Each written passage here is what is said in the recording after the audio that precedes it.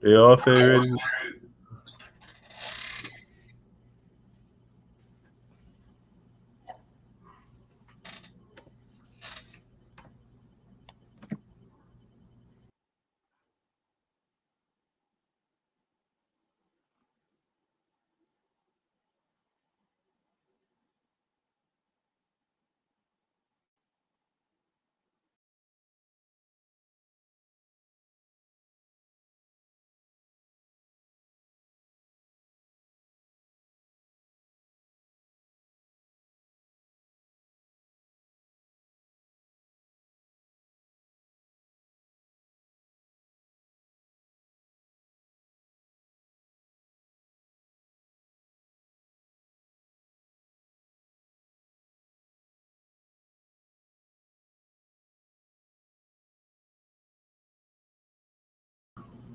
This is not, I'm not preaching. Let's do it. Not saying this is what you want to do. All right, brother. We live. We live. We live. All right, peace. We live. We live. We live. Peace, peace, peace. All right, family. I know that was a little strange, family, but thank you for coming in, just working out some technical difficulties. Looks like we finally got it under control for the most part. Welcome, welcome. Thank you for tuning in to another episode of the Waking Giant News Show. I am your host, Brother Jay, Chair of the Ministry of Information for the Phoenix Local Organizing Committee for Justice, or L.O.C.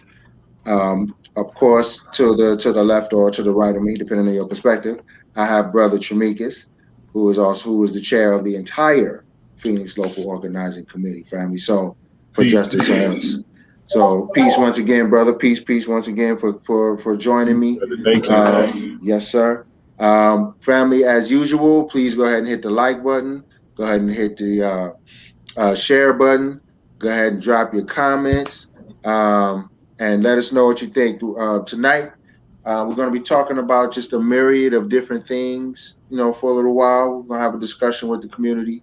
And really, what kind of prompted this, at least for me, was Brother Tremekis went live a little earlier today and kind of shared a story, but it's within a larger context of what's happening within the Black community, family. So once again, I want you to hit the like button, hit the share button, please comment. I don't see the scrolling marquee right now, but please feel free, and I'll put the marquee up to donate to our Cash App for our organization. You can donate to $PHXLOC. All right. Thank you very much, family, for that. And of course, without further ado, Brother Tremekis is in the house. How you doing this evening, brother? How's everything going? Well, we got an echo there, but I'm well, brother. Happy to have the opportunity to be on the show today and really catch up. We've been away for about a week, so it gives us an opportunity to catch up with everybody. There's a lot going on. So yes, sir, brother. Happy to be here.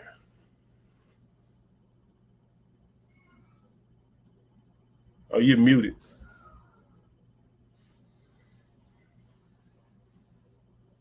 All right, thank you, brother. I was trying to say, it's become more and more, to even say that has become more and more precious every day, as time passes, man, and to even be able to say, hey, I'm here. Thank the Creator. I'm still standing, and I'm still able to take care of my family. I'm still able to do the things that I want to do before things go left or go right. I'll be grateful for where I am right now. So, of course, Black Dads Matter. That's for everybody out there. So that's within another larger context of our conversation as well tonight, family. So let's get right into it. What's on your mind, brother? What's on your mind? Brother, I think that the biggest thing for me is kind of to go back into what we talked about earlier on the live on Instagram, and that was our sister Saisha. And for those who don't know, it's a video that's been going around. It's been going around the situation. It's an echo there, brother. It's a situation where two of their children have been taken. When the first child was taken, I shared that information about what was going on, the campaign that was going on. Within a new video surfaced, and according to TMZ, this video, and according to the sister, this video was of them taking her newborn child. The CPS or DCS taking her newborn child. So that for me brought something back to the surface, which is an issue that we began to tackle maybe about 6 years ago. And for those who have seen the work video on our website, my sister Vashti is on there, and she's holding her baby, and she's talking about a situation that we stepped in on to help her family to get her son back. But then since then, we've dealt with several other families that have had their children taken. And knowing that in Arizona, the number of children that are taken that are Black children, the number is disproportionate. It's a disproportionate number. At last I looked, we are 4% roughly of the population according to the census. But we are almost, I believe, 22% of the children that are taken out of homes are taken out of the homes of Black families. And that's a very disproportionate number. And I spoke to a brother a week or so ago because I had another family that came to me through another community activist who had a child taken away unjustly. And I think that's very important to say, because a lot of our people, when we see children being taken out of the home, we have a tendency to believe, and I've gotten to these discussions and had these debates, that there's no way that the state would take babies away from, or children away from parents who are caring and loving parents. The accusations that are leveled against these families have to be true. That's not the case. That's not the case. I'm not saying that some children shouldn't be taken, but I am saying that we have a duty as a community, knowing the racist behavior, the white supremacist mindset that is a constant reality of our trauma and our existence here in America. Then we have to look very carefully into what's happening to Black families. We have to look very carefully at what's happening in particular with Black children. And we have to make sure that before we jump to a conclusion, that we thoroughly investigate what we're looking at so that we can determine what our next move should be. So, looking at these cases and dealing with these cases over the last 6 years, and having my own personal experience. About 17 years ago, my family had the exact same experience as many other families have. And that's why when I heard the story, when it was first brought to me, the first case we took on about a child being taken unjustly under false reports, even by caseworkers, right? I immediately jumped in it because it was my own experience. Nobody has to tell me they lie. I know they lie. And I still remember the name. My wife reminded me of the lady's name. Her name is Mary Putnam. I will never forget this woman and the hell she put our family through because we resisted her. And being told by one of her coworkers that I know that what's written, this is what he told me, I know that what is written on this paperwork is an absolute lie. He said, but Tramikas, the mentality of the workers, some of the workers is, if we say jump, your response should be how high. And I wasn't built like that, and I'm still not built like that, and I resisted because we had done nothing wrong to our child. Well, that took us into a year's struggle to get our son back, which we were able to do it, but we had to go through hell to get it done, and a lot of pain and a lot of anguish to get it done. And I know that many in our community don't have the support system that me and my wife are blessed to have. In Flint, Michigan, and in Phoenix, Arizona, me and my wife had a huge support system because the work that we do here is the same work that we did there. So we had a community surrounding us that supported us and got behind us, even to the point, brother, it was so, I'm just taking it all the way to the end, when they were sending our child back to the home, many of the workers, knowing what had happened, assisted us in ways you couldn't imagine. Right down to one of the caseworkers coming and helping us to put together in our home the baby crib to get our son back home. They never sent us to any other classes that they sent other people through. They said we didn't need them. They just knew, Black caseworkers just knew that what was happening to our family. We never went through family counseling or therapy or any other things that I see other families have to go through, because in our case, being active in the community, having a lot of friends, family, and connections, and having Black caseworkers as the predominant caseworkers working on our case, they all knew that this was wrong. And they did a lot to help our family, but others do not have that, right? And I what really sparked me to go back into this, because it is a very sensitive subject, for me, a very painful subject and a very personal level. And for my family, a very personal and painful subject. But when I read the comments of what our people were saying about our sister Saisha, who's a vegan, a vegetarian, raising her child in that way, nursing her child, they don't respect those things. They don't respect healthy lifestyles. They don't respect nursing mothers, nursing your child. I was told that in the hospital, I was told by the doctor, one of the doctors, that the nursing of a child was old and archaic. And he was a Muslim. I brought up to him in the Quran, where it talks about nursing our children for the first 2 years of their life and then weaning them after that. And he told me that the Quran was written 1,400 years ago, brother. That's to say this is an old book and that doesn't apply anymore. But they would not even allow us, my wife, to nurse our baby in the hospital. And we spent 30 days in the hospital with a baby that was nursing, that literally refused to eat, all the way up to the point where they were wanting to, first they tried to force tubes down into his stomach to force feed him through his nose. And that didn't work, and he developed pneumonia. And he almost died in the hospital. Now you imagine that. Imagine you're taking your child, or your child is being taken from you, according to the state. That's what they wanted to do. And you are going through whatever you're going through with your child, and your child is healthy and fine. And then they tell you in the hospital that because of what they did, your child may die.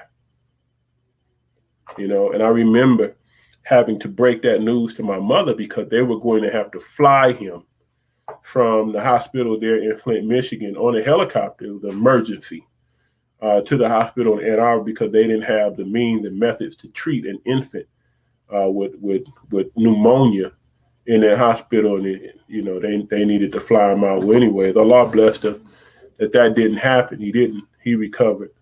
But then after that, and this was the last straw, and this actually what got us out of our 30-day hospital stay, they wanted to do surgery. They wanted to cut his stomach open, and they wanted to stick a tube directly into his stomach.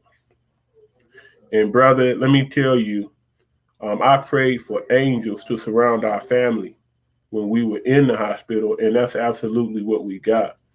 Those nurses, brother, they came around our family and they put a stop to everything. And they went and got the caseworker. And the head nurse said, listen, I've been around abused children for however many years, 30 years. She said, no family that abuses their child responds to a child like this, and no child that's abused will respond to abusive parents like your child. This is a very loving family. She said, we're not going to let them cut him open.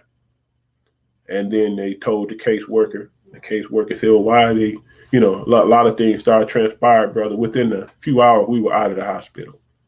I'm saying that to say that for me, it's very critical. And I'm saying this because we, as an organization, the Phoenix Local Organizer Committee for Justice L, is moving back into that area of operation. There's a group of brothers and sisters here in Phoenix that are actual caseworkers, and they are banding together to organize, to fight, and change the custom of how things are done through CPS or DCS here. And they're going to need the support and the backing of the community to be able to combat and really change this. Because what the Black caseworkers are saying is, as I just said in the beginning, the number of Black children that are being taken out of the homes are disproportionate. And I don't want to just say it's cultural differences. I want us to understand that it's racist. It's racism. It's this idea that Black people don't have the ability to care for our own children. And our community really needs to rally around these families. Rallying around these families gives strength to their case. What we did is we investigated first, okay? So we always conduct an investigation. We do our own investigating to make sure that we are not stepping into a situation where we're putting the child in a detrimental place. Now, I want y'all to understand, you got to do the numbers statistically.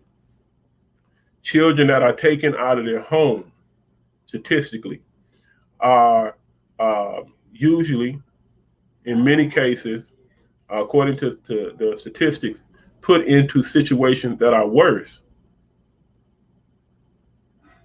Children that are taken out of their home into the custody of the state are oftentimes put in situations that are worse, right? So it's not as if children being in the state custody are safer.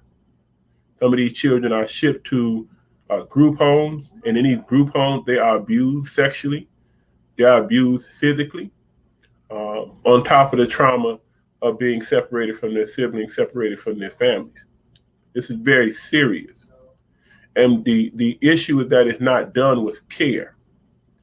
Oftentimes, the behavioral issues that are dealt with children are dealt with medication and not counseling, right? So then you have a child that's souped up on zombifying drugs.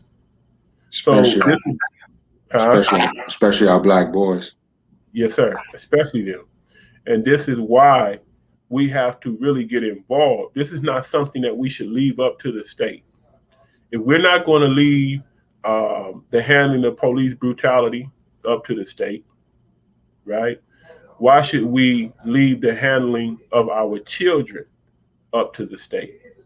We have known since we got in this country, and I'm saying I'm measuring my words and taking a certain cadence, because we have known since we've arrived in this country, brother, that they have mistreated us. So I'll stop right there. I just think that we have to really take a look at, in a very serious way, what's happening with our babies.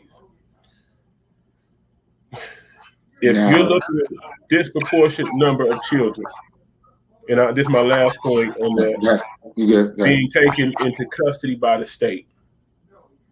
If you're looking at a disproportionate number of Black children who are dying of infant mortality, meaning our babies are not making it to age 1, and it is not because of the economic or education status of the mother. When they do the studies, they have determined it's medical racism.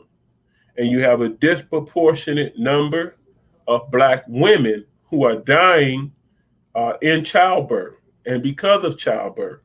Remember Serena Williams, when she was in the hospital, world-class tennis player, Olympic gold medalist, so many times champion on the tennis court, telling doctors, this is what's going on with me, but they weren't listening to her, and she had to save her own life on the medical table.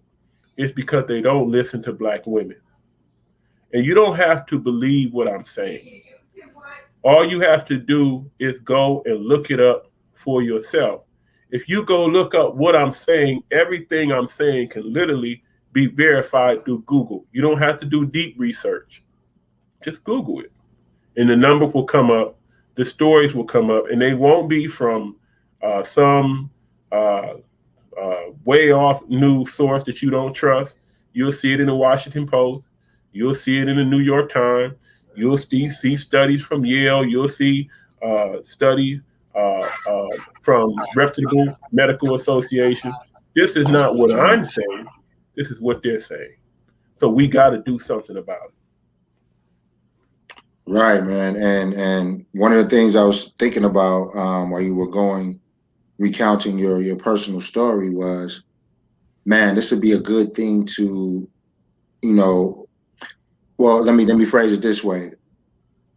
Is there any way that young couples, such as yourself and your wife at the time, can, how can I say, avoid going through something like this? Or what are the trappings? What should we look out for? What should the community be on alert for, especially the young families? And I'm asking that because it seems like the people the young Black people that are being targeted are the ones who choose to live a certain way, a holistic lifestyle. They're having the children at home. They're returning back to traditional ways of childbirth and bringing that life into the world. And it's so, you just mentioned it a little earlier, it's so antithesis to what their idea is, and we're operating independently and without permission, and in a sense, like, we know what we're doing, and I know we know they don't like that. So what is the since you have that personal experience, what do you have any gems for the community, like what to look out for, things like that? What can you advise the brothers and sisters on now? Not in that way, because it's not coming that way.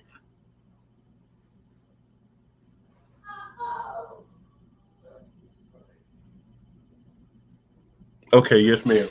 I'm sorry, reading the sister's comment. I'm sorry. Yes, ma'am, sister. Definitely, we can definitely connect. Not in that way. I have not seen necessarily that it's targeted at those who live a certain lifestyle, as much as I'll give you a for instance. There was a sister. Well, no, I won't use that example because she did have her child at home.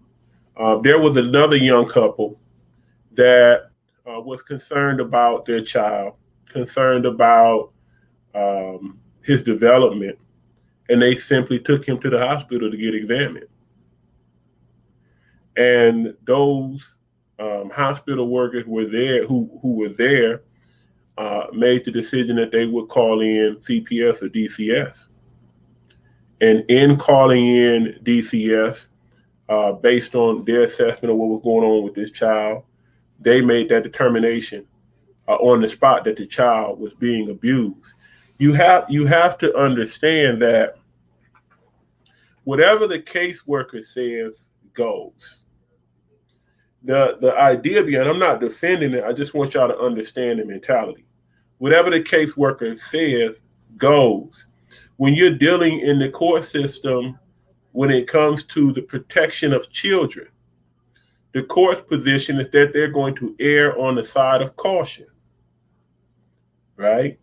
So whatever that worker writes, you are guilty of whatever they're writing until you're able to prove yourself innocent.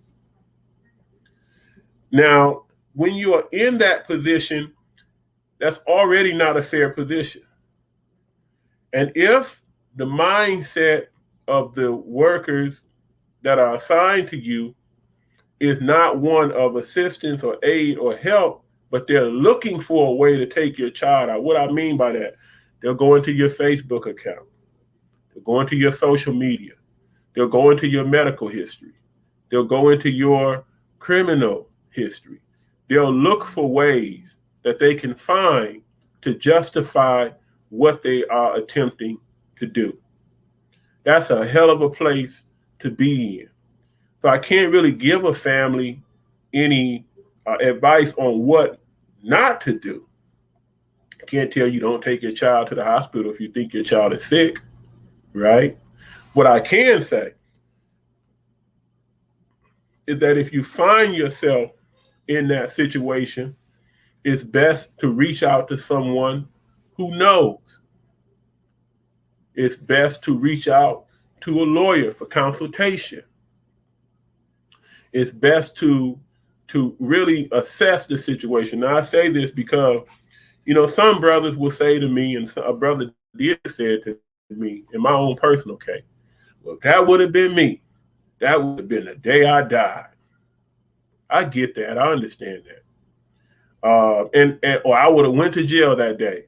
And when they approached me about my own child in the hospital, somebody made a false report. We took our child to the hospital. We did not take them to the hospital that was asked of us. We took them to another hospital because I simply didn't trust them.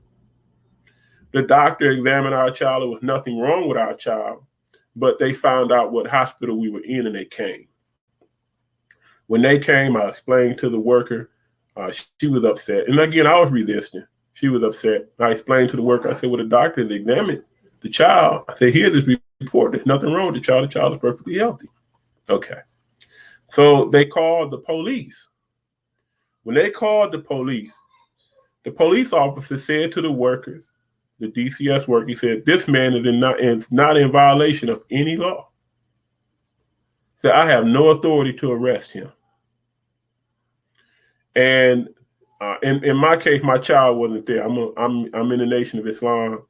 I had already called my brothers the FOI, the Fruit of Islam. I had my child somewhere where they would have, if I wanted to, they could have never found my child again in their life. They would have had a hard time, and we fight. Okay. So I'm with my brother, best friend, another FOI, and the police officer does not want to arrest me. He says I'm not in violation of any law. The DCS worker goes and she makes a phone call. She comes back and she tells the police officer, which I later found out was a lie. It was a trick. She said, well, I just got a court order for them to turn this child over to me. If they don't turn the child over to me, he's in violation of a court order, so you can arrest him. Well, I turned around and put my hands behind my back because I'm like, well, we going to jail. That's where I've been to jail before. I've been to jail for some things that are much less than this. And my brother said to me, he said, if you are locked up, however it go down, he said, your wife will have to fight this fight by herself. He said that we need you out here so we can fight this fight. So I had to make a decision. And I'm saying this to us because you got to be wise. You can't be emotional. And that's a difficult thing to say, Brother Jermaine, when somebody's talking about taking your child. You have to be wise. You can't be emotional. If you are locked up or if you are killed and the state aim is to get your child, trust me, it'll be much easier for them to do. And it will be much easier for your family to not be able, or how much harder for your family and your loved ones to get that child into their custody if it goes down like that. Right? So I had to think strategically. Now, in my case, we were only away from our child for one day, overnight. I remember, brother, just being real transparent. And you know me, Brother Jermaine, I'm a soldier. But I'm trying to figure out how the hell we going to get our family out of this situation. And I remember the pain of handing my son over to the security, the nurse in the hospital. And when we handed our child over to the nurse in the hospital, I mean, the moment we handed our child over, he's looking over the nurse's shoulder at me, eye to eye, while he's walking away. And the nurse said, and the caseworker said in the nastiest tone you could imagine, she said, "I want them out of this hospital now. I don't want them on the same floor as this child." Now, brother, when I tell you death came up in my heart, brother, I think I could have killed everyone there. I think it would have been easy. And I had to calm my emotions, comfort my wife. We're standing in the parking lot crying.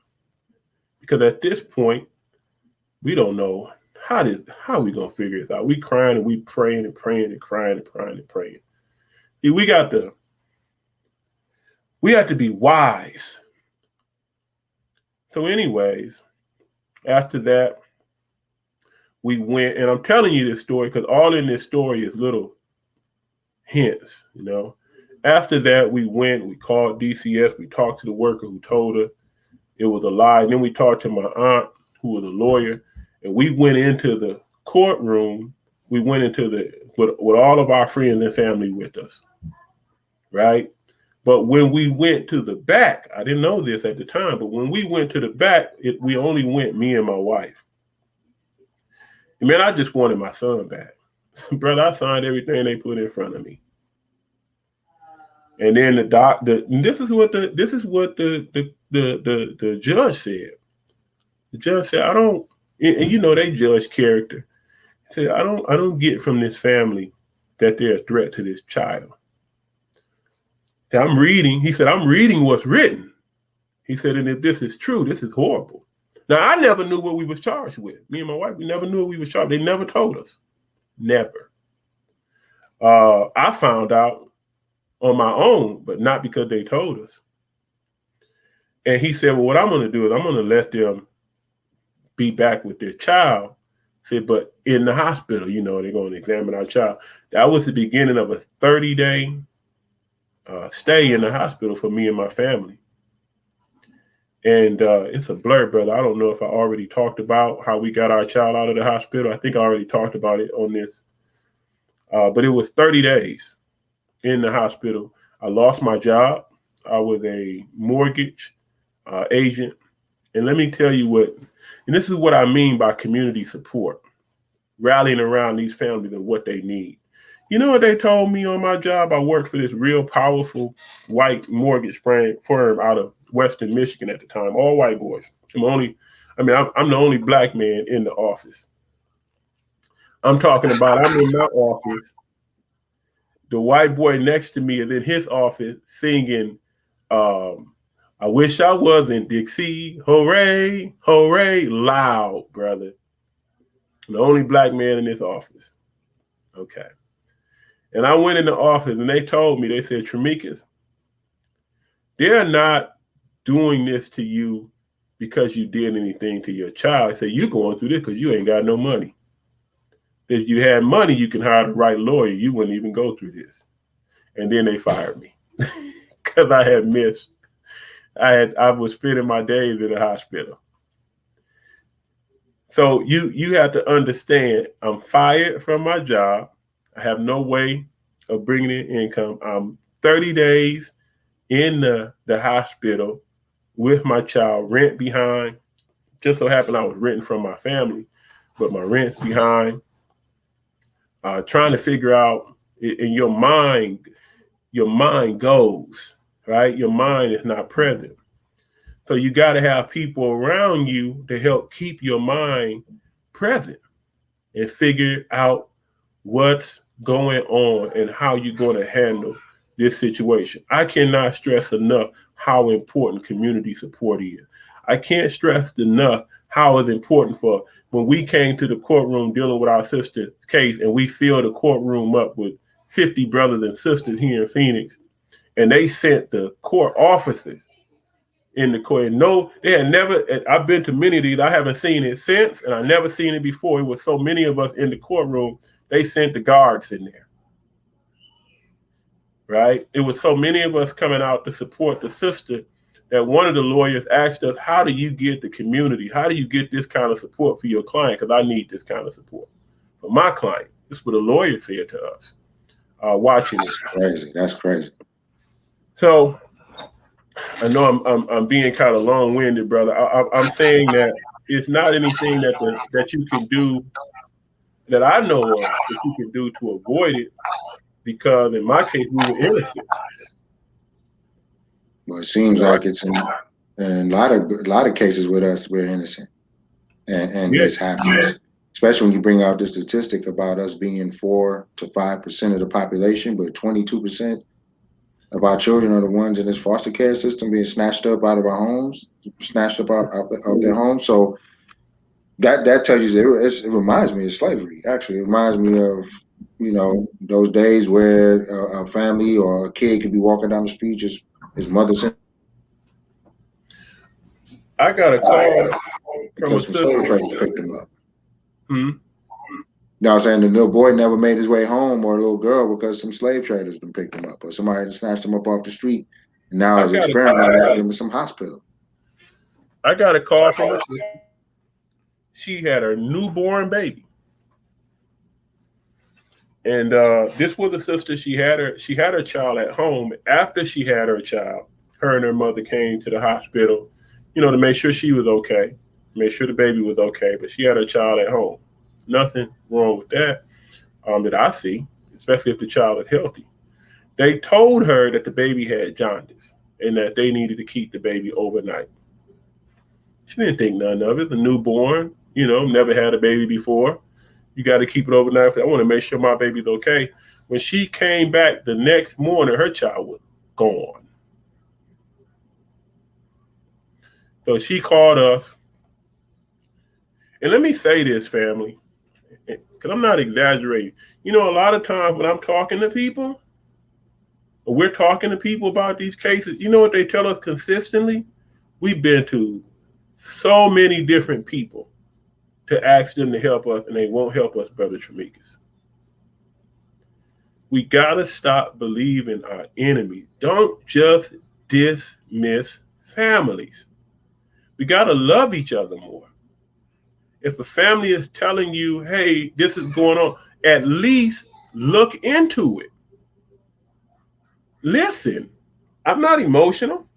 I don't know what you're doing in private with these children, right? But I'm not going to dismiss you. I'm going to do my own investigation. We're going to do our own investigation. We're going to interview you. We're going to talk to you. We're going to look for signs, right? We're going to follow to see if this is something we should support you in. Okay. They took this sister newborn child. I went into a meeting, a 3, maybe 4-hour meeting with DCS here in their offices. At the end of the 3 to 4 hour meeting, I told this family, I said, they have nothing. They don't have nothing. You're on point. They left us in the office for about 45, left us in the conference room for about 45 minutes to an hour. When they came back, now mind you, the sister went and took a drug test. They wanted her to take one. They didn't have their results back. When they came back, this is what they said, brother. I tell you no lie, I couldn't make it up. They said, we just got a call from a doctor that said you tested positive for crack cocaine. I asked him, I said, because the family was in shock. I asked him, I said, you mean to tell me that in the last 45 minutes, an anonymous doctor just decided to call and report that this girl reported for positive for crack cocaine, and you don't even have your drug test back? I said, can you share that information with us? Oh no, we can't share this he can remain anonymous, but they can remain anonymous. So they took the child out of her custody. 3 months later, listen to this, brother. She called me. She said, Brother Shamikas, I want to read this letter to you. She read a letter to me from the hospital. And in the letter from the hospital, the hospital apologized. They said, we have learned that one of our employees reported that you tested positive for drugs. And because of that, they took your child away. Our employee misspoke. You know what that word, what they mean when they say misspoke? They lied. They say you have never. A damn lie. It means a damn lie. That's what it means. You have never tested positive for drugs. They gave her all this information on who she can call, lawyers, all this if she wanted to sue.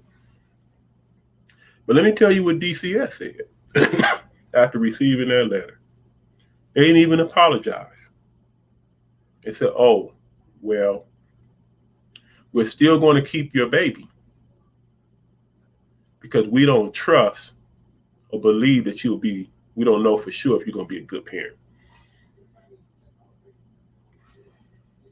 So we're going to keep your child. And this leads me to the second point. The sister said it, and all of us need to do this that can. We need to become foster care parents. You should become foster care parents. Because if you are a foster care parent, then what happens, and in our case, this is what we were able to do with this particular sister. When we had members of the Phoenix L.O.C. who have now moved out of the state, but they were foster care parents, they were able, and they actually did this twice for us. They were able to take the baby into their custody. So even though the mother couldn't take the child home, the child was still somewhere safe. And let me tell you what the family did. They took one of the rooms in their homes and allowed her to stay at the home with them. So they're still the foster care parent, they're still the caregiver over the child, but she can see her newborn baby every day except for when she leaves and go to work, whatever else she got to do. But then at the same time, when she left, she knew where her baby is. Oftentimes, when children are in, you got to understand, they don't tell you where your child is. I talked to a couple. Brother, they took this couple's daughter from them. Again, false charges. They changed the child's name and social security number so this family couldn't find their child. But they kept looking. And brother, they found their child because somebody posted a GoFundMe. They were trying to move out of state and they needed treatment for the little girl in the custody of the family, the foster care family. The little girl got sick, some type of kidney disease or some kind of something was going on with her internally. The girl was perfectly healthy with her parents. They mortgaged their home, spent a whole lot of money, borrowed a lot of money, $40,000, $50,000 to fight to try to get custody of their child back. And they told me that when they went to court, the last time they had went to court, the lawyer came out and told them these words: "I'm sorry for your loss." They said, "What do you mean you're sorry for our losses? What's going on?" He said, "I'm sorry for your loss." In other words, telling them that your daughter, your at this time 12 or 13-year-old daughter that you've been fighting to get back has died in foster care. So when I say become a foster parent, not just coming up with a good idea, Brother Jermaine, I say this all the time. We live the fight we fight. We live the fight we fight. So when we say become a foster care parent, if you're a loving, caring brother or sister or both, and you have a home that can receive these babies, become that, so that those of us who want to make sure these babies are safe and are in a safe place, those babies can be in your custody. And even if the parent can't come to see them, even if the parent can't come to see them, they know that the child is in a safe space. Now, I'm going to be real with you. Sometimes we have experienced the parents will say, man, they won't do this or they won't do that. That's because when they become the foster care parent, because we want to keep them as foster care parents and keep these children in safe environments, we have to follow according to the protocol. We can't just violate the protocol because they're already looking for us to mess up. And if we mess it up, then we got to send your child to wherever they're going to send them. I've watched a grandmother not be given custody of her child, and the people who have custody of her grandchild say, we're going to fight with tooth and nail that you never get this child back. He's ours now. And you got a little black boy in a white family who is saying to the black grandmother, you will never get this child back. We can't have that. You know, brother, what this really is, Brother Jermaine, I know we said we wanted to talk about a plethora of things that we really didn't have, but this is a plea. I'm pleading with black people. Stop ignoring what's happening in our family, in our community. Become proactive in this war. This is a war. You know, they have hot wars and they have cold wars. A hot war means we got out our guns, our knives, our weapons. We engaged in military combat and bullets is flying, right? We're not in that situation. We're in a cold war. That means we're fighting against policies. We're fighting against systems, institutions. We're fighting economically. We're fighting in the food system, the judicial system, the educational system. We're fighting in these ways where it's not bullets flying. But you have to understand what they mean when they say that that economic growth in the black community, if we stay on the same trajectory, by 2053, I believe it is, they said that our economic growth will be at 0. So that means that you're dealing with somebody who's studying you, and not only are they studying you, they're creating conditions to make sure that at a certain period of time, you are at a certain point. So let's go back. When you look at what's happening with our sister Saisha, and you will see it happening over and over again, though it may not be recorded. When you look at what's happening, you have to understand that we are not being emotional when we say this is modern day slavery or the modern day slave trade. You have to understand that there is a dollar amount attached to the state taking custody of children. There's a dollar amount attached to that. So it's part of it, though some won't want to admit it, it's an economic incentive.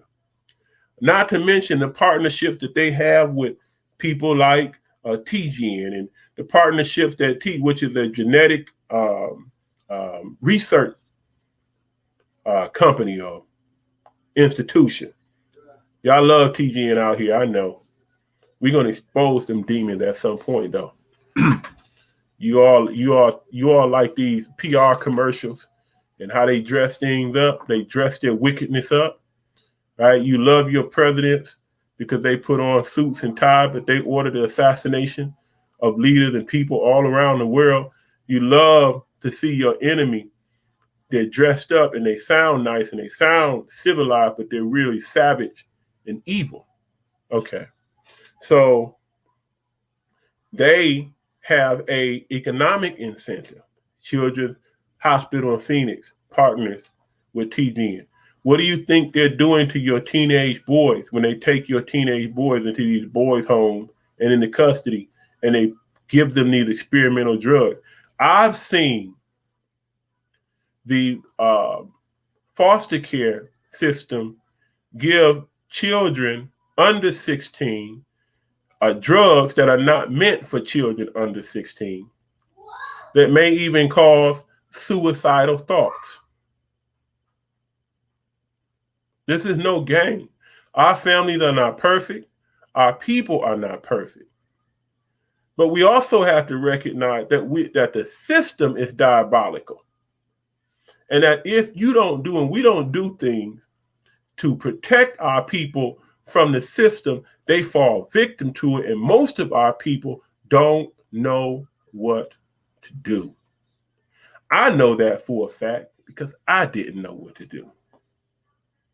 And most of the people at the time that I called didn't know what to do. All they knew was that we love you, we're going to stand by your side. Okay. Well, now things have changed. Okay. We have brothers and sisters out here who know what to do. But what we have to do is support them and support each other and support these families. Now, if it's a family that's abusing the child, they shouldn't have the child.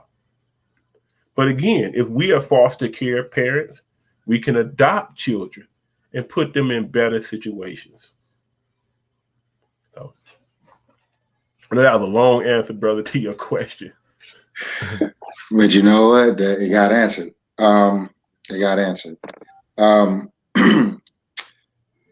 You know, I did want to talk about other things, but it seemed like the spirit is going this way. So let me ask you, man, you know, what the brother was saying about, I don't know if you saw this comment right here. I'll put it back up. You want to just read it to me? Yeah, it says they're also creating bait. We must stop taking the bait. A brother named J-Hop. What's up, Brother? Oh, okay. That's my brother right there. Oh, okay, okay. He's a soldier, brother. Yeah, he's right about that. He's absolutely right about that, and I think that's another reason for something like this, for a discussion like this, is to kind of jar our people. Like, listen, you know what I'm saying? This is what's happening, and you're not as safe as you think you are, and we're too comfortable, is what I'm seeing right now, brother. And that's why I think this show is just, this program itself is just so timely, because we're not in the comfort zone right now. This is not hip hop party time right now, family. This is get ready for what's coming. You know, everybody's talking about it. We're in a whole nother, you know, things are not ever going to go back to 2019, 2018. We can forget that. We're in a whole new world, family. We're at the beginning of a whole new world. So just hearing something like this, letting you know that at any moment, the state could come in and just interfere and throw your life for a complete loop and walk away like, oh, well, and that's it. Like, there's no recourse at all. Look what's happening in your hometown, brother. It's still an issue.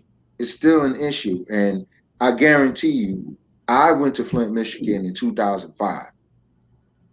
Okay, so I got to see firsthand, you know, what I was hearing, you know, about this particular city.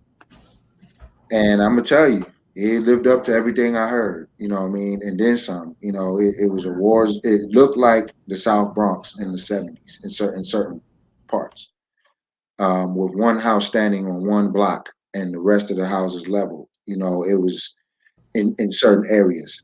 And that jarred me. The poverty jarred me. All the gang really jarred me. But what also caught me was the people were really, really genuine. Met some really, really genuine and beautiful people there, and wound up finding a couple of older brothers on the street, man. And we rolled up on them. They asked what we were doing. We told them we were doing. We wound up having a 6-hour conversation in the brother's home. So I could tell there was a lot of love there. And then, he started giving me the history of the city. And you mentioned something that I wanted to go into, man, which is war. We don't, as a community, as a collective, as an entire body, I don't think we realize as a whole. Some of us do, of course, because we're having this conversation. And this is a conversation happening around the world. But as a whole, we're not operating like we're at war. Like there's so go into that a little bit, man. Like, what is it? Willful ignorance? Is it cognitive dissonance? Is it I don't care, go along to get along, or all of the above for our community in terms of recognizing where we are right now? It's like I see all these NBA games, I see all this music, and I'm looking like, why? I can't even watch sports the same way that I used to watch sports because it just has very little meaning. So it doesn't even entertain me like it used to. It's just like these dudes. It's almost like a desperate attempt to maintain something. That's what it feels like. Football and baseball, all of that. We have to maintain some kind of sense of normalcy. Caesar throwing the bread and whatnot to the crowd to keep them satisfied, giving them blood to keep them distracted. How do we? I think I may have asked this question before, but I have to continuously ask it because I'm always asking myself. What is it going to take? Is it literally going to take the old proverb that no matter how much you hear about the enemy, the people hear about the enemy, the people don't believe it until the enemy's at your doorstep? Is that what it's going to take? Is it going to take the Noah, what happened in the days of Noah? Everybody was partying and drinking, and that was exactly what's happening now. Exactly what's happening now was happening in the days of Noah. They just didn't have computers and cell phones. They was doing the same thing. Girls was twerking. Everything was going on. Just like back then, they was making golden staffs and golden idols and jewelry and, things like that and playing around and, just doing whatever we do now. And they saw Noah building that boat. And they're like, look, what are you doing? He said, hey, look, it's a nice sunny day, but I was told it was going to rain. He told me that it was going to rain. He told me it was going to rain. So I'm going to just do this. I'm not sure about it. So imagine the ridicule this man took. The Bible don't tell you how long it took to actually build the boat. But for something of that magnitude, even if it's just a story, just think about it. Something of that magnitude to build a boat the size to carry all the world's animals, 2 by 2. So you had 2 sets of males, 2 sets of females of every animal, insect, on the boat. But the point is, he was preparing for something that people were just shucking off until the rain came and washed them all away.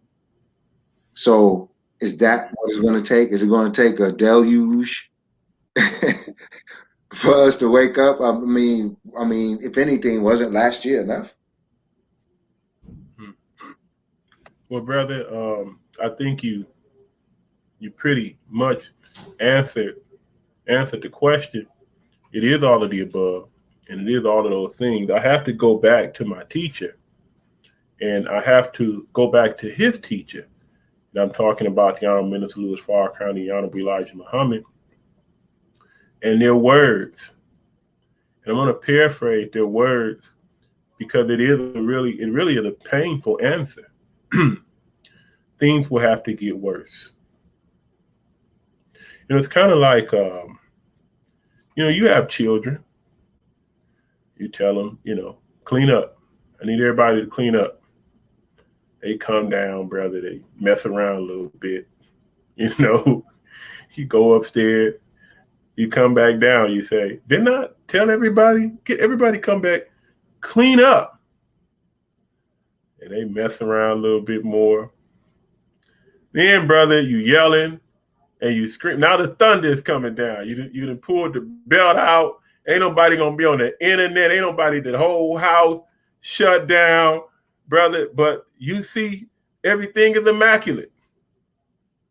Everything is, the dishes is washed, the floor is vacuumed, toys picked up, clothes picked up out of their room, brother. They swept under the bed.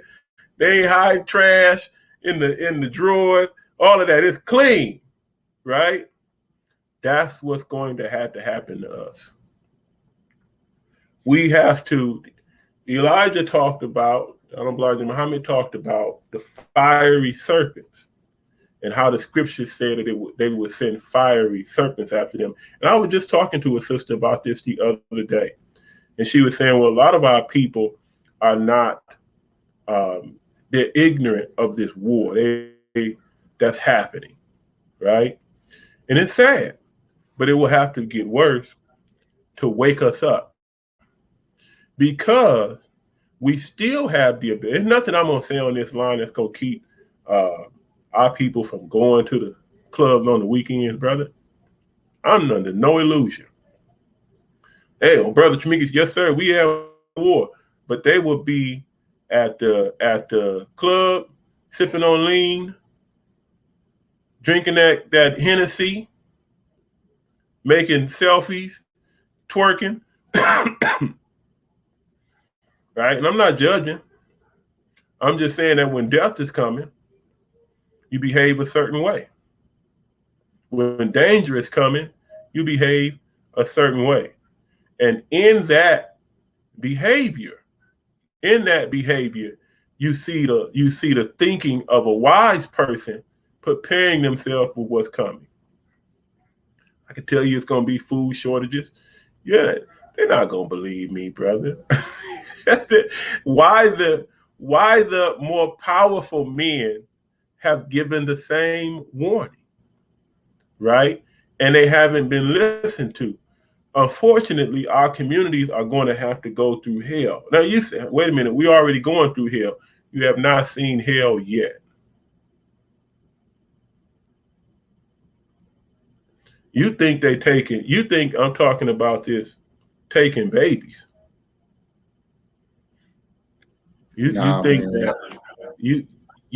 that them taking babies in CPS is, and some are looking at what's happening with the sister.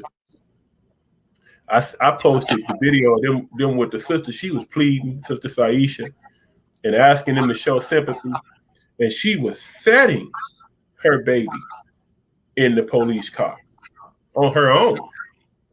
I posted another video where the sister was talking to the police. They told me I hadn't violated any law. They weren't going to arrest me. Well, had almost like forced to arrest me almost 17 years ago. But in the video I seen with the sister this last one I posted, they were snatching the baby in the carriage out of her hand, throwing her to the ground and fighting everybody around. Now when they went to take another one of our brothers' grandchild, brother, I think he told me they had about 8 officers that showed up. Now, I'm telling you, we've been warned of what's happening, what's coming. But we as the people have not taken it seriously. Because you can still go and do whatever it is that you like to do. You can still do that. And what's happening doesn't affect us. What I find is that oftentimes we don't get into the fight until it affects us personally, right? It touches me, and I want people to help me.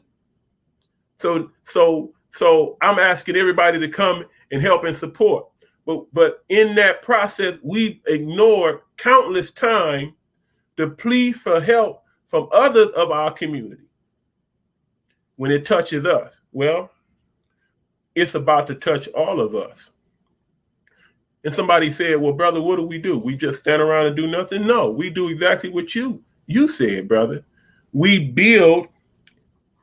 going after people that are listening, that are willing to prepare a place for our people to be or to come to. Everybody not going to be a Muslim. Everybody not going to become a Hebrew Israelite. Everybody not going to practice our African traditions, and everybody's not going to try and live a life like that. But we create enough spaces for them to get into, right? That's why we teach the growing of food. When we first started growing food, reach out in private, struggling cousin. Okay, I don't. Yes, send me a DM. Whoever just put that up, send me a DM because it doesn't show your face. It says Facebook user. Please send me a DM. When we started teaching gardening, one of the sisters, when we first started, that was helping to develop it, and this was in 2020, the beginning of the pandemic. She said, Brother Tremikas, why should we teach people how to grow food when they can go to the store and buy it? I mean, it was something along that line. And I said, well, sister, at some point, they may not be able to go to the store and buy food. Little did we know that it was going to last a year, right? And that the stores were going to start rationing out food, right? Rationing out necessities. Remember, Brother Jermaine, you can bear me witness. I listened to my teacher. He told us to get food and store up for 6 months. So we as an organization, the Phoenix L.O.C., we passed that information on. We told everybody, store up for 6 months. In case you can't come out of the house, you should really store up for 6 months to a year. You should learn how to can your food. You should learn how to grow your own food. You should learn how to can your own food so that you don't have to depend on the grocery store. You think that they're sending National Guard into grocery stores and into a food line to help. You don't send the military to help pass out food unless you expect that there may be a situation where guns may be needed to keep control. So that's a dry run where they embedded the military inside of the humanitarian effort. They embedded the military, right? They were able, you're dealing with a wise mind. They were able to bring military into your community without you becoming alarmed. See, you've been watching too much TV. And the TV, and it may get to that point, in the TV, they come in and they marching and they got the gun there. And that's not how it happens. It happens real gentle like. But they never told you how many soldiers they had embedded. So when they sent the National Guard into the community, it was gentle. So then what happened when the grocery store start running out of food, they're low on food. Listen, how much food do they keep in the grocery store? Enough for 2 weeks? So when they start running out and you hungry, what are you going to do? I'm saying this in a real calm way, brother. But we have to build when we teach self-defense, to defend ourselves. When we teach that, and I like that language, we're teaching our community how to protect yourself. We're not teaching you to go out and start nothing. We're teaching you how. You ain't got to go march up and down the streets with your gun. Listen, you're dealing with a man who knows how to fight people with guns. This man can send a drone into the territory of other countries.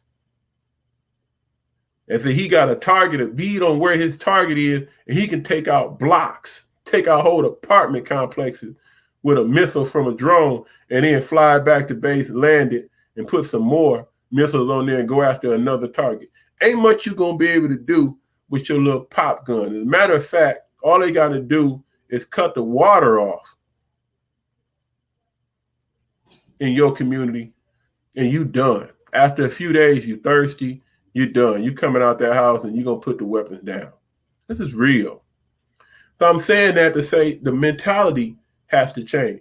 That's why we work to educate our children. We're not starting the school because we want to compete with anybody in that sense. We know that the education system is not giving our children what it wants, but we don't have the ability yet to teach to the 12th or the college level. So we say we'll teach K through second grade, and we'll find a way to teach our children and educate our children, and we can move that up every single year. But we're taking control of the education of our children. These are battlefronts. We had the program, economic development programs that we put together to teach our Black businesses how to do business, because we're trying to set up an economic infrastructure. If they're saying by 2053 we'll be at zero economic growth, then we need to start in 2021 and making sure that by the time we get to 2053 that we know how to do business, that we know how to create our own economic system. We did the Be Ready program to teach businesses how to do that. When we did and started with arts and culture, everybody who's seen the beautiful event that our Ministry of Arts and Culture put on August 11th at Grassroots Bookstore, that wasn't just about entertaining the people. That's about bringing our entertainers together under a centralized theme. What's the theme? Well, we're taking back the culture. We're celebrating the intelligent movement called hip hop, but we're also now asking those artists to come back together again, and let's talk about how we can make music to raise the consciousness and the vibration of our people. This is the ecosystem that we are creating. We're not the only ones creating an ecosystem, but the point is, we as a people have to create ecosystem that exist on their own and support themselves, and circulate that into our community, first starting small and then growing to a larger level. We have to organize and build structure and build systems of operation inside of our community. Now, we do that through the 9 ministries, right? But we have to organize these structures and systems and build institutions in our community that when we operate, we have a way of operating that allows us to expand and to grow and allows us to take the most advantage of our talent. Are we perfect in it? No, but we strive towards perfection. Was this nation, America, perfect in its inception? No. Is it perfect today? No, it damn sure ain't perfect, right? But it is at a place that it was not in 200 some odd years ago when they wrote the Constitution of the United States of America. It takes time to grow and develop nations. So, but we as a people have to develop the mindset to grow and develop nations. Now, let me say this last point. Another reason that it has to get worse. It has to get worse because we have to have an incentive and be inspired to separate from this society. There has to be a separation that takes place. This is why you see yourself continually fighting for the same thing over and over again. At some point, you have to get tired and you have to develop the mindset that the only way we're going to get away from this is to get out of this. This was the mindset of Thomas Jefferson. This was the mindset of Abraham Lincoln. This was the mindset of Marcus Garvey. This was the mindset of the Honorable Elijah Muhammad, and it is the mindset of the Honorable Minister Louis Farrakhan. And many others have developed the idea and the mindset of separation. Separation and building, even Dr. Martin Luther King talked about a temporary separation that may be necessary before the two races could come together. We have tried integration. But what integration has meant for us is that we have integrated ourselves into what Dr. King described as a burning house. I don't know about you, but if I'm in a house and it's burning, my mindset is to get out. Now, I don't know if you've ever been in a house that's on fire and the fire got out of hand. In the beginning, you're standing in front of that fire and you got your towel and you're trying to put it out. You got your baking soda. You're trying to put the fire out on the stove. But then as the fire continues to grow, the smoke builds up to the ceiling and then it slowly starts coming down. Before you know it, that smoke is blocking your sight. You coughing, and now you know you ain't got but one other choice. That's to get out of the house. all is lost. America is like that. But we don't see it yet. We're still trying to put the fire out. And in some cases, we trying to have a party in the house while what's that old school song say? The roof is on fire. We don't need no water. Let that mother burn. Burn, mother, burn. Brother, we partying in the house while the house is on fire. That's exactly what's happening. I don't want to see our people go through that. But, you know, we have to be forced. Well, yes, I'll tell you what, the Bible says 2/3 got to go. So that's a whole nother conversation. But this person, this comment is the same Facebook user. Can we hit on family and structure? Can we hit on family and the structure within? Because a lot of us are struggling to keep family together in this depressing time. You know, one of the things, I'm sorry, would you want to comment on that, brother? Because I definitely. No, go ahead, you got it. No, you got it. One of the things that we have said is that the first thing it has to start with is self. Now, I want y'all to follow me on this. Quarantine forced us to deal with ourselves. And any one of us who is having struggle with our family have to ask ourselves, what is our own personal connection with the Creator?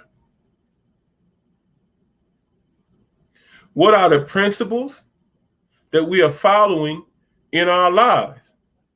Whenever you have a problem, listen to this, family, and you're overwhelmed, when you have unsolved problems, they lead to a feeling of being overwhelmed. Being overwhelmed leads to the thought of giving up. This is the process you follow. So when you are overwhelmed, it means that you have unsolved problems. In order for you to get over that feeling of being overwhelmed, you have to first go back and identify the problems in your life. And we have to be honest with ourselves. Do you have an honest conversation with your wife or your husband? Do you have honest conversation with your children? And in your honest conversation that we have with one another, are we listening to what's being said to us and processing what's being said to us so that we can answer, right, and communicate and dialogue with the individual based on the conversation that's at hand? If you are not happy in your family, some of us, I heard people say, well, listen, I had to stay at home for the quarantine. Now me and my wife are getting a divorce. That's because you and your wife have never had an honest conversation with one another.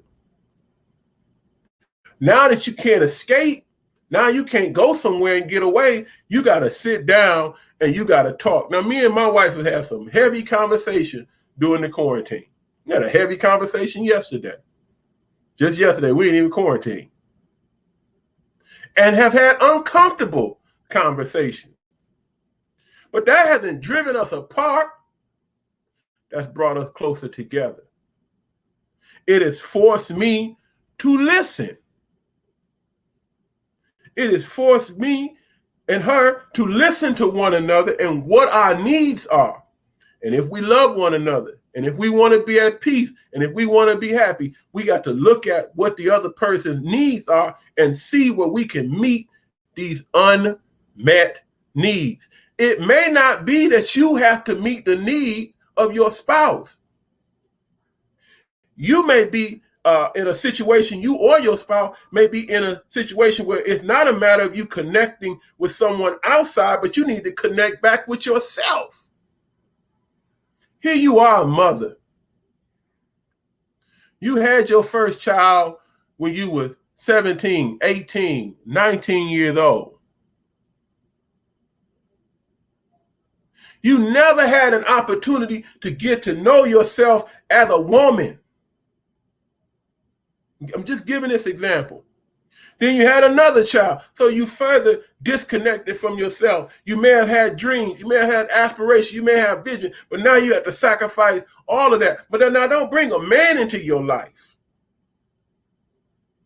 So now you 30, 35, 40 years old, never having had an opportunity to even make a connection with your own self, your own essence, who you are, what makes you happy. Because you always had to get up and make some cereal. You had to get up and make a drink. You had to get up and change a diaper. You had to, make sure that the house was clean, that the meal was cooked for your husband, right? All of these things. But now I got to get out. I'm on my own. I got to pay rent. I got to pay bills. I got to make. So you never had an opportunity to sit down, pray, and meditate and make a connection with yourself. And some of us have suffered so much in our lives that we don't even have a connection with our Creator. We don't know how to connect with divinity. We don't know how to have a conversation with God that's a fruitful conversation. And our understanding of the Creator and how He answers prayer is so limited. But we think that if we ask for something, that something should be given to us, not understanding that it's about what's right for you, what's right for you. Now, where did you learn how to connect with other human beings? Did you learn how to connect sexually through pornography? A bunch of paid actors, paid to pretend, to enjoy intercourse. Let's just get real. Well, when you watching, they shooting it from an angle where you can see what's happening, but that's not how sex happens between loving people. So now you a man, listen now, and you have visions and dreams and go. What did Nipsey say? Nipsey said, "And peace be unto my brother, his memory." His birthday was just yesterday, but Nipsey said, I can't remember exactly how the lyric goes, but he said he knows he's a king, but he can't show it. The world won't let him show it. So you know you a king. You know you are a powerful man. You know you have visions. You know you have ideas. You don't know how to access the ideas in your mind to bring them into reality. So all of your pleasure that you are trying to achieve is through your sexual satisfaction and need. But you can't be satisfied because your mind wants to create, your spirit, your soul wants to bring into existence what's in your heart, which you were born in the world to do, but you don't know how to access that. We don't know how to access that. So you're trying to find satisfaction through sexual pleasure, but you can't, but you producing children. The children being more of a weight of responsibility because we producing children, but don't have no vision, no goal for the children. They just coming into the world. I want you to just think about what I'm saying. So it means there has to be a reassessment now of our lives. You got to go into your corner by yourself. You got to write down all of the things in your life that you are not happy with. Those are the problems.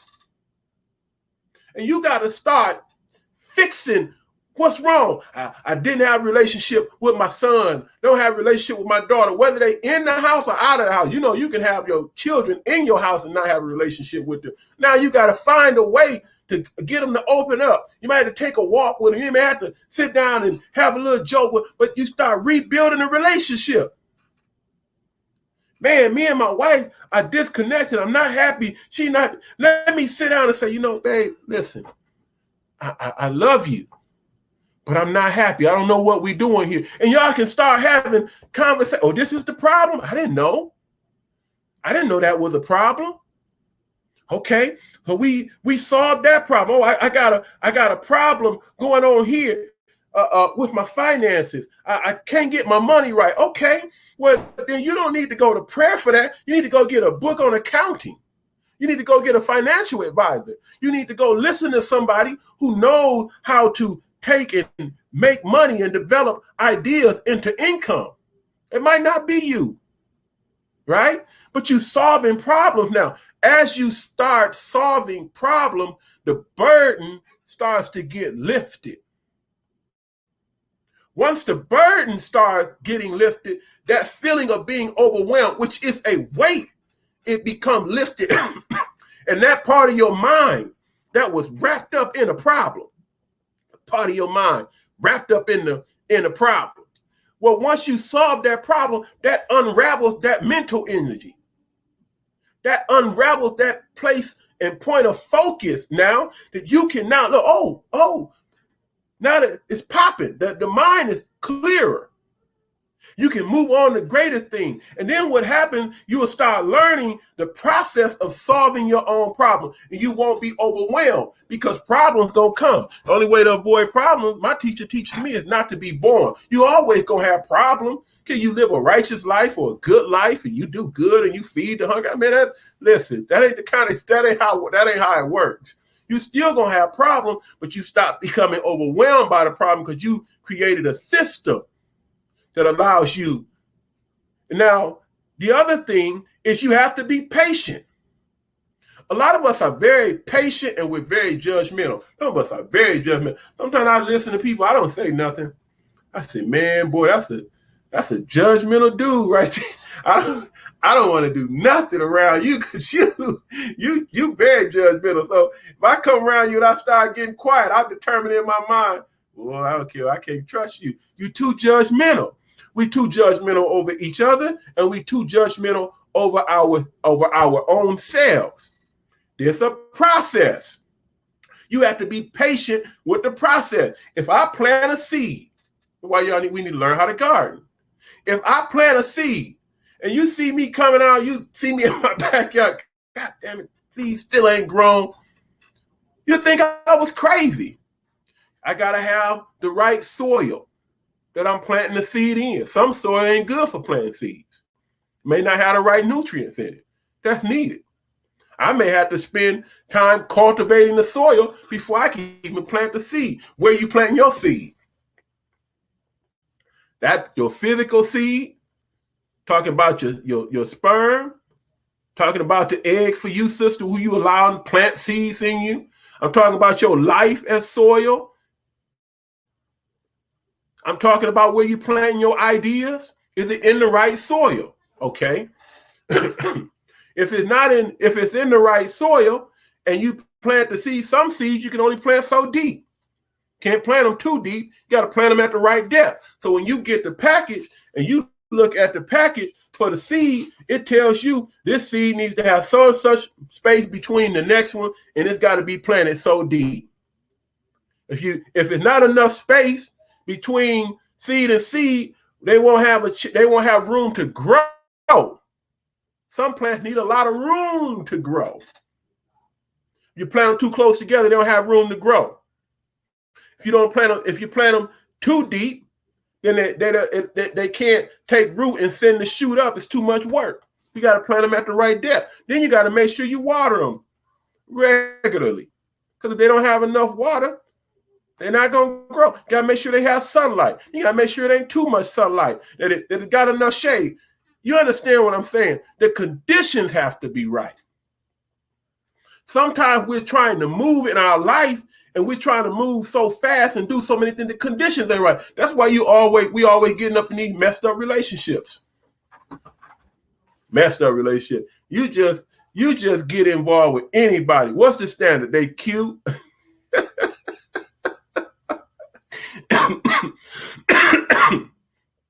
They're not the right person. But that's all it takes. Mm-hmm. We impatient. You trying to grow, sister. You trying to develop. He's trying to get in your pants. You know he's trying to get in your pants. But instead of being patient and continue to grow and develop yourself till the right person come along, you go mess around with this fool. He got you all thrown off now. you done tied yourself with foolishness. Then I heard one brother say his father told him, good looks ain't gonna raise your children.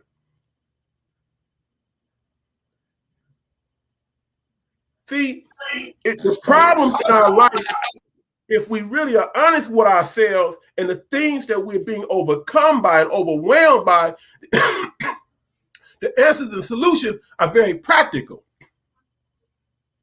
If you're thirsty, drink water, right? I need some water right now. But my point that I'm making is that you have to be patient and you have to develop wisdom and you have to be honest and you have to have open communication and dialogue, and you got to start solving the problem in your life. You can't ignore them. You can't just go into bed and go to sleep. That's not solving your problem. You can't just start picking up potato chips and cookies and you're going to eat your problems away. That's that you're creating more problems for yourself. We have to get up and we have to face difficulty. And many of us don't want to face the difficult things in our life. We run from it. My teacher taught me the more you run, the easier it is to run. But your problems are still there. You can't drink them away. You can get drunk as you want to on the weekend. When you get done getting drunk and you get done with your hangover, you still going to have the same problem that you didn't solve before. You can't drink them away. You can't smoke them away. You can't eat them away. You can't sex them away. None of those things can happen. We have to be honest with ourselves and we have to focus on self-development. The more we develop as a people, the more we improve internally, the more we improve on our knowledge, our wisdom, our understanding, the more growth that we have. And I hope I'm answering your son going down on your anger. I'm missing all of the comments, but I'm hoping I'm answering your question. I hope I'm answering your question. We have to, and let me say this last point. I heard my teacher, Mr. Farrakhan, give a beautiful analogy. He said that when the sun comes up, he said it comes up gradually. You don't just wake up in the morning, boom, it's light. If you wake up and watch the sunrise, you can see the light coming from the distance. And as the sun gets higher, the light comes more and it dispels the darkness. It gets rid of the darkness. That's how it works. The more knowledge we get, the more we improve on ourselves, the more understanding we have. That's like sunlight. And those dark places that we are in, you'll gradually start seeing yourself more and more in the light of understanding, in the light of wisdom, in the light of knowledge. See? Remember now, we didn't get into the condition that we are in haphazardly, and it didn't happen overnight. The senator from Virginia, he said, we have done everything we can to remove light from the mind of the Negro. He said the only thing we have left to do is to remove the possibility of them seeing the light. So we coming out of darkness. We coming out of darkness. So for my cousin, I don't know which one of my cousins that is, you could, if you inbox me, oh, Gary, yeah, I'll call you. We'll talk, cousin. But I thank you for what you're saying, because I think that what you're asking really helps all of us. And it's difficult. I'm not telling nobody. I got a son. I got my oldest son. I've said this several times. We don't talk. I love that boy. I'm just waiting, man, for the right moment. The other day, I thought it was the right moment, cousin. My wife said he coming over. Man, I started getting ready, man. We finna have this talk. We finna get my boy back. Whatever it is, man, let's work on it. It wasn't time. You know? Sometimes it just takes time. It takes time and circumstance. We just got to be patient. That's the hardest part of this thing, man. And I think that's the hardest thing for us as a family to understand even our evolution, our growth, man. Even us getting away from these people, that's gradual. It's going to take time for us to continue to spread this message, continue to outreach and to try to get to our people. It's going to take time, and I admit I'm one of those impatient ones. When I hear something that resonates with me, I want to go, regardless of what the circumstances are around me, because I know it's good. It's nothing nefarious when it's good, when it's about our people, when it's about growing, when it's about doing something that expands, boom. But it may not be the right condition, and that's absolutely right. So let me remind the family who we are again. Family, while we're here, we're about an hour and a half into this amazing discussion. Hit the like button, hit the share button. Feel free to comment like you've been doing. Feel free to donate to our Cash App. Cash App is at PHX L.O.C. Yes, sir. And you can also check us out. I put the website on here. First, I spelled it wrong, but I got the right one now. It is the www.thepHXLOC.org. Okay, phx.loc.org. All right, so check us out there. Feel free to donate, join. You might want to, check out. Like the brother was talking about the Ministry of Arts and Culture, reclaiming our. This organization has what you need, family. I guess that's the point of what I'm trying to say. Like, there's at this point, the bells and whistles have to stop. Okay, if we're talking about growing, we didn't even get into the self-defense, brother, and about the food and being prepped. You talked about it a little bit, but you didn't go into the self-defense. That's a whole nother thing where, and you touched on it earlier, and we could speak on it for a few more minutes before we close out. But this war, this is not something that we've ever seen before. You know what I mean? Like there's we think we've seen violence, we think we've seen things in the movies, the zombies and all of that good stuff. But I'll take it back to some of my past a little bit, because some of it I think is true. And then recent study and observation.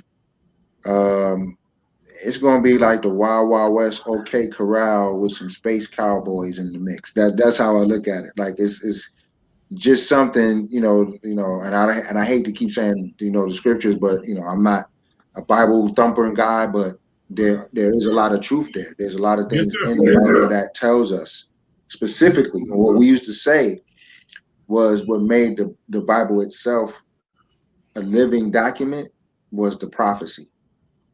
That was it, because anything else is stories, allegories, thing to learn and grow from. But the prophecy is what you can't turn from. You can't turn from that. And right now we're in Revelations chapter 18. We're in chapter 13. We're in chapter 11. We're in chapter 1. We're in chapter 2. So the words that keep coming to me right now is, come out of her, my people. Come out of her, my people. Come out of her, my people, and be not partakers of her sins. Yes, because unto heaven. Up to heaven. And then all the other nations have gotten fat from fat from the wine and from all the excess of all the other nations have fed. What? Every other nation you can find a dollar bill in. Every other nation you can find Michael Jackson. Every other nation is where you can find Michael Jordan. Any other nation you can find on this planet, you can find something that has to do with this fat lady we sitting in right now, known as America. Babylon the Great is falling. And for those who don't know, Babylon means confusion. Babylon, confusion, the land of confusion. There's so much going on here, and that's all everybody is talking about. How much is going on right now? There's a lot of things going on right now. A lot of things happening right now. And some people don't have the language. Like even we don't even have all the language. We have some solutions, some real practical. If you really want to get it together, we got what you need. You want to grow a business? We got what you need. Be Ready program. Bam. We'll learn to grow food, Ministry of Agriculture. Bam. And it's hands-on practical experience that you want to apply this. Talk about what's happening with our people. Ministry Information, TWG. Bam. Boom. There you go. You want to, to run the gamut. You want the defense. You know what I mean? And the Phoenix Local Organizer Committee. I'm so blessed to be a part of this and be partaking in this, because this is almost, to me, brother, I see this, and we spoke about this before, as a means to an end. You know what I mean? As far as creating an organization that does this job for us, to where we reach this point to where it's no longer necessary because we're there. So why would we need a food program when everybody's eating? Why would we need, to do a clothes drive, or to, have protection when everybody's safe and everybody's well clothed? So that's the point that we're trying to get to. And we've been there before, and we're on the precipice of so many things. It's like, where we are now, brother, will resonate 500 years from now. And that's how I'm thinking. Like, man, we'll be in the history books 500 years from now. Like, we're reading about the 1700s, 1600s now, and it was their time, and it was real for them at that time. I'm sure somebody said, "We're the year 2000, they're going to be saying that." And absolutely, we're saying those things now. I mean, that's how you achieve immortality, brother. It's not the flesh and blood that's immortal. It's the spirit that's immortal. And that's we're still talking about Moses. We're still talking about certain people. Hell, we're still talking about Hitler. Even Hitler achieved immortality. Even, what I'm saying? So even your despots, your wicked people, and those that have done it have achieved immortality by the acts that they committed here, and by the things that we're doing, in the hope of, if anything, just showing our people a better way. Like, that we can actually do this. Yeah, we can. I mean, we've done this before. This is nothing new, family. This is nothing new. Don't let the computers and the flag and don't let none of this confuse you, family. This is something we've done. This is not new to us. All we have to do is basically apply what the brother said. Be patient. We need to sit down, see where we are, observe what's going on, get out your feelings. And I only can say this because I'm working on myself with this. Get out your feelings and really just observe. For me and my family, the shutdown last year wasn't for us. Our lesson is, and it wasn't for me and my wife to because we was already solid. We just have that. It was for us as individuals to look. Who am I? How are we going to grow together? But first of all, who are we? So that was my test, my journey that I'm still on. I even started growing my hair in the middle of it. You know what I mean? Because I felt something happening, and I just went with it. So, with all of that said, family, you are not alone. You have an organization here, that is. I'm looking at the comments too, brother. Your cousin is commenting. Do you have, and we don't all. It's not all kumbaya, and it's like-minded people. We love each other, but love is not always, "Oh, I love you." No, love is, "Hey, brother, me and you have a meeting on Tuesday. Let's make sure we there and we, participate." That's love too. Pulling a brother or sister aside and say, "Hey, I saw you say this or do this in the group," and sitting down. That's love too. Correction is love, and speaking to somebody. Love is not just feelings and all of that stuff, man. Love is also action. Love is commitment. Love is, things that are intangible that make you valuable as a human being. And that's what we are achieving. And I'm telling you things that I'm learning over the last year or so about myself, about things around. So if we're not on that journey of introspection, I don't know what to say for you, family. You know what I mean? Like this, it's something that now we don't. I can only implore, if you're feeling if you're feeling something in your heart, family, if you're feeling something in your mind, in your spirit, family, that's telling you to stop, and it is because the universe speaks to you. The universe speaks to all of us. You know it. You hear that voice that says, leave that girl alone. Don't do that. Leave that girl alone. You might want to put that drink down. You might want to put your seatbelt on. You might want to apply for this job. You might not want to say that because something can happen. You might, we're always being spoken to. You might want to sit down and, hey, I tell you what, why don't you pray today? It comes to you like that, and people just, Listen. You can't say you haven't been told.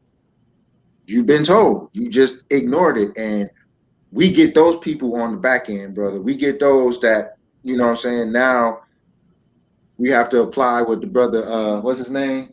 Frederick Douglass. I had to look at my book because I always get him and Booker T for some reason because they were, rivals at the time. But I always have to go back to what the brother said, man. And it's easier to raise children than to fix broken men. It's easier to teach children than to fix broken men. And that means women too. You know what I mean? So we understand that those that come to us, those that say they want to be a part of this, and I'm not saying come to us like we some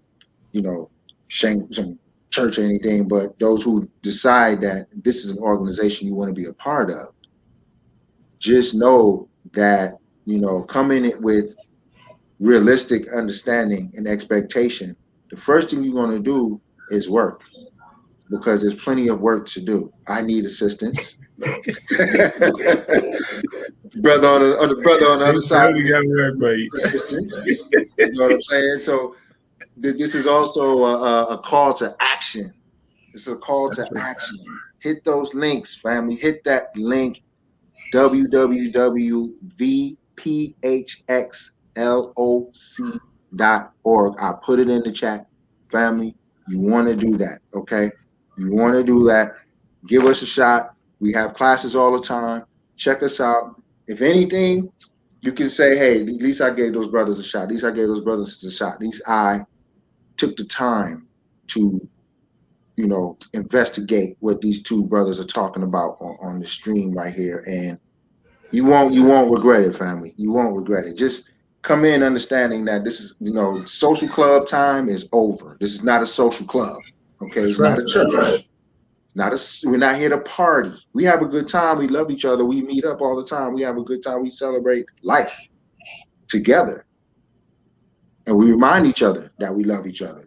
But we're a family too. You know what I'm saying? Sometimes we might not hear from each other for a week. You know what I mean? Just the expectations is what I want to get across to people, because, and I'm saying all this, brother, because it goes back to your point of being judgmental. Like, sometimes we as Black people are so quick to say, they said this and they said that, and I don't want to be able.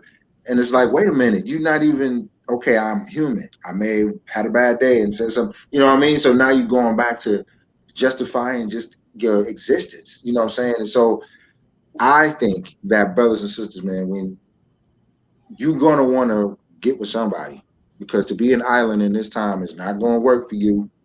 It's not going to work for you. Just like COVID sees no color, sees no economic status, sees nothing but what it wants to see, and it goes where it wants to go. So will our enemy. You know what I mean?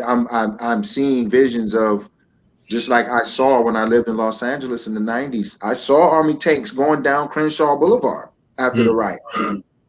Okay?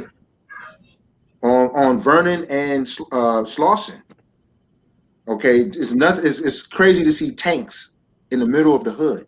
Tanks with 20-foot barrels on and guns the size of half of your body. I mean, bullets the size of half of your body shooting at that thing. Come on. There's no gang on the planet that can stop something. No brothers in the street gonna stop nothing like that. So it behooves you,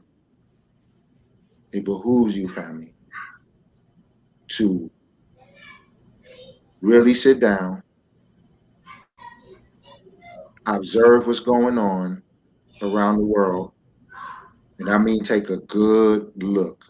Stop letting what the mainstream media is showing you. No, you do your own independent research. Find out what's really going on in Afghanistan right now. What's going on the continent right now. What's going on in Haiti right now. There are talks about that earthquake not being a fluke. There's a reason. Remember, a couple days ago, back in 1791, was when the revolution got kicked off. The culmination was 1804, but it started in 1791, August 14th. Message. So understand where we are, family. When you think you're alone, you're not alone. You being watched, you being observed. Okay? We're gonna answer for something for this existence one way or another. At least let your answer be, I fought a good fight. I went down there and I did what I needed to do for my people, and that's that. Because there's nothing else really. Money's not gonna save you. There's many wealthy blacks that end up killed by the police, thrown in prison. Back in the day, they was being lynched. The military ain't gonna save you. Negroes get lynched in the military. What's gonna save you? Your education. I'm in school now. I know this ain't gonna save me. Education doesn't save you, especially if you're not using it for the betterment of your people.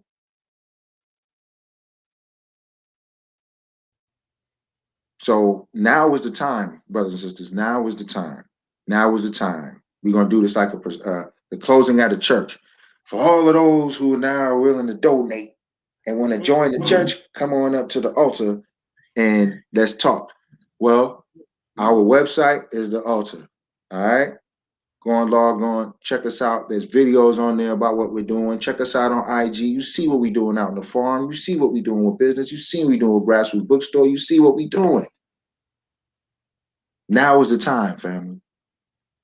Now is the time. That's my pitch. That's my pitch. Closing words, brother, and we will end the broadcast. Well, I wanted to, I can't really see the comment section. I just wanted to make sure that we didn't miss any questions. And I don't know if we have enough time to answer them all, but okay, we didn't miss any. If you could send them to me, peace, brother Jeff. If you can send them to me, or if any one of the brothers and sisters that want to talk more about the work, contribute to the work. Good night. Contribute to the work, be part of the work. You definitely can inbox myself or Brother Jermaine. You can inbox us at the Phoenix L.O.C. page, and we can talk more. Now, we're extremely busy. We have a lot going on, but we will get to you, okay? Just be patient, and we'll get to you. But we do have a lot that we're working on, and we don't have a dedicated person. You may want to be that person that just monitors the messaging in our on our Facebook pages, especially if it's not our private pages, right? But if anybody reaches out to me, I'll definitely reach back out to you so we can talk about how we do this thing better and how we can be more effective at what we do. So that's all I really want to say, brother. I just want our brothers and sisters to just really understand that it starts with self-improvement. Self-improvement is the basis for community development. That the better we become as human beings, the more we, as you already said, listen to that internal guide, that internal spirit telling us what to do and what not to do, the stronger that voice gets and the more powerful it becomes. And the closing thing I would like to say is I will never forget when the Honorable Minister Louis Farrakhan handed this movement over to the community. He said that this was a chance for our people to work out their own salvation. This is a chance for our people to work out their own salvation. Heaven is not a place you go when you die. Heaven is a condition. It's a condition of thinking, and it's a condition of life. And we have the ability to create heaven on earth. We have that ability to create a better reality for our people while we live. So I think that we should take advantage of that. And I think that we should be wise in how we take advantage of that and be sure that in taking advantage of that opportunity, that we do it in a way, in a manner that it takes care of our people and that it takes care of oppressed people around the world. So I just want to thank you, brother, for really coming on, opening this platform up for the great work that you're doing through the Waking Giant. I know we're working to develop this better. We got some things in the works that's gonna take this to the next level. Y'all think we playing? We telling y'all now. You looking at CNN. You looking at the next Black CNN. You're looking at the next Washington Post and New York Times. You're right. looking at it, and we've been blessed. We're gonna take advantage of our blessings and the resources we've been blessed with to make this show even better. But I thank you, brother, for allowing us to have this platform and hosting it. I want to thank every member of the Phoenix L.O.C. for everything that they do on August the 21st. You can find the flyer and event at ABC Mobile, and Phoenix L.O.C. is partnering to offer a gardening class for the community. That will be at AfriSoul Marketplace, but we are partnering to do that. There's a small ticket price, but it's well worth it, what you will learn. And you can find that on our Phoenix L.O.C. page. Please support. I want to thank everybody that supported the August 11th event we had, including brothers and sisters. We had 70 to 100 people that were there, including members of the Phoenix LOC and vendors and everybody that attended. We did a great job, wonderful artists. We're asking anybody that has pictures or videos of that you share that with us. Tag us at Phoenix LOC.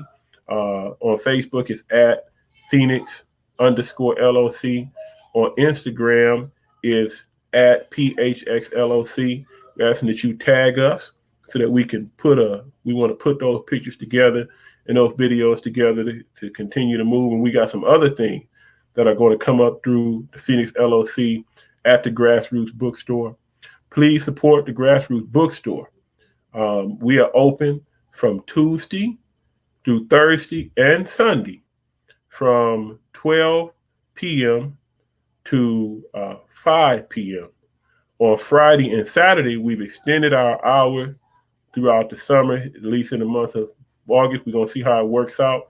But we've extended our hours on Friday and Saturday from 12 p.m. to 9 p.m. Feel free to come down and kick it with us and have some good conversation and dialogue. We are there.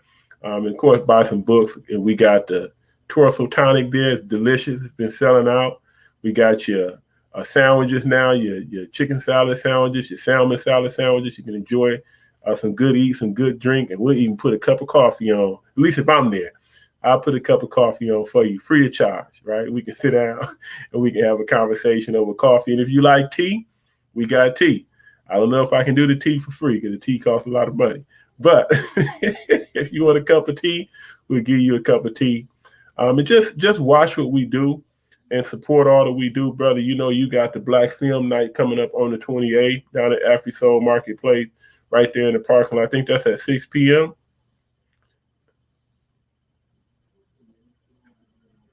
Sorry about that, brother. I was muted. It is August 28th, Black Film Night from 7 to 11 p.m. 7 11 p.m. So let's make sure we come down and then we support that. We're trying again, brothers and sisters. Because I really think the shows are too short. Personally, I've said that many times. The best show I've had was 3 hours long with y'all, and y'all ain't ready to hang for 3 hours. But just support us in the work that we do, that you see us doing. We're getting ready to start another LOC membership class. It's a 6-week course. We're about to graduate about 8 brothers and sisters. They just completed their last class on Saturday, so we ain't about to graduate. We finishing up and graduating brothers and sisters. We announce soon who all has graduated from that class and is now official members of the Phoenix LOC. And in 2 weeks, we'll be starting another class. So if you want to join the Phoenix LOC, you can go to our Facebook page, Phoenix_LOC, and then we'll get the membership form to you. Or you can DM me, I'll send you the membership form. Or you can go to the website and click volunteer, join now. I believe it's volunteer, and we'll get your information and we'll invite you to be a part of that orientation class, which is 6 weeks of you going through the training on what the Phoenix L.O.C. is exactly, and learning more about the organization. And then you can make the decision if you want to be a part of it. And once you make that decision, we transfer you into an official member of the Phoenix L.O.C. You can get your T-shirt. You can't wear this T-shirt, though, if you ain't a member of the Phoenix L.O.C. We'll let you sport the wristband, right? But you can't wear the T-shirt. The T-shirt means that you're a worker. The T-shirt means that you out here on the grind, right? So when you put that logo on, we want that logo means something. It means that you're looking at a brother or sister that's dedicated their energy, their life, and their time to developing and raising up our community, okay? So yes, you can be a part of that. And then, of course, our self-defense training. We do that every Sunday now. We train in self-defense, and you're welcome to come and be a part of that. We do ask for a small donation for our instructor because he's giving his time and he's giving his energy. But you're going to learn how to deal. They said they run up, they going to get done up. That's for real. So we welcome you to come to that classroom with us. We'll post that flyer. So when you see us doing our thing, just come and support the Phoenix L.O.C. in our work. Thank you, family. I appreciate y'all. Appreciate you allowing us to extend some energy to you from us. And we pray, I pray, and we pray that the Creator has guided our words to touch your heart, and that anything that we have said that has offended anyone, it was not intentional, right? And we pray for forgiveness if we offended you unjustly. That's not our intention. Our only intention is to raise the consciousness of our people. And that's all I have to say, brother. I got more to say, but I'm going to stop right there. Well, thank you very much, brother. I appreciate that. All right. We're at, thank you very much, family. I mean, there's nothing more else to say about that, than that. Thank you for tuning in to another episode of The Waking Giant. No, I was missing, I think, 2 days last week. Don't worry about it. Coming back strong. Things happen in the spirit, things happen. But I tell you what, family, this is where you want to be. This is where you want to be. And on that note, I want to say peace to my brother. I want to say have a good night to my brother. Love you. Say peace to your family. Everybody have a good night. Brother, give your family my love. Absolutely. Absolutely. And thank you again, family, for tuning in to another episode of the Waking Giant News Show. Check us out again on Wednesday, family. 6:30 p.m. this time, 6:30 p.m. All right? We'll be here. Peace.